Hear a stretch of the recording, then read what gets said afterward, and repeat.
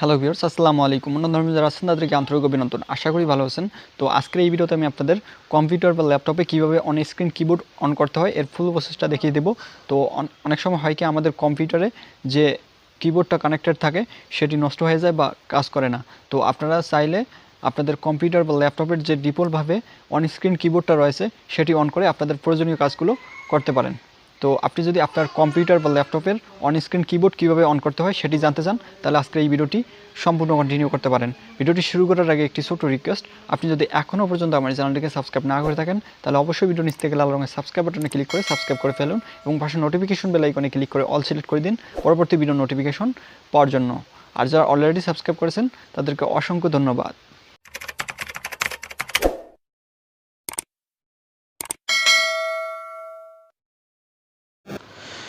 Welcome back.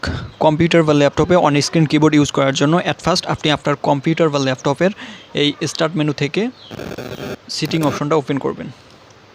Sitting অপশনটা open করার পর এখানে কিছু অপশন দেখতে পাবেন। তো আপনারা এখান থেকে ইজি অফ অ্যাক্সেস এখানে ক্লিক করবেন। দেন আপনারা একটু স্ক্রল ডাউন করে নিচে এসে এখানে দেখতে পাবেন কিবোর্ড নামের একটা অপশন রয়েছে। তো আপনারা এই কিবোর্ড অপশনে ক্লিক করবেন অ্যান্ড দেন আপনারা এখানে দেখতে পাবেন use the on screen keyboard. তো আপনারা এটা অন করে দিবেন। অন করার সঙ্গে সঙ্গে আপনার কম্পিউটার বা ল্যাপটপের ডিফল্ট কিবোর্ডটা ওপেন হয়ে যাবে। তো এখন চাইলে আপনি আপনার কম্পিউটার বা ল্যাপটপের এই ডিফল্ট কিবোর্ড দিয়ে কিবোর্ডের সকল কাজ করতে পারবেন। তো এই ছিল আজকের ভিডিওটি যদি ভালো লাগে অবশ্যই লাইক করবেন এবং চ্যানেল সাবস্ক্রাইব করতে ভুলবেন না। দেখা হচ্ছে পরবর্তী কোনো ভিডিওতে। ততক্ষণের জন্য ভালো থাকুন, সুস্থ থাকুন। আসসালামু আলাইকুম।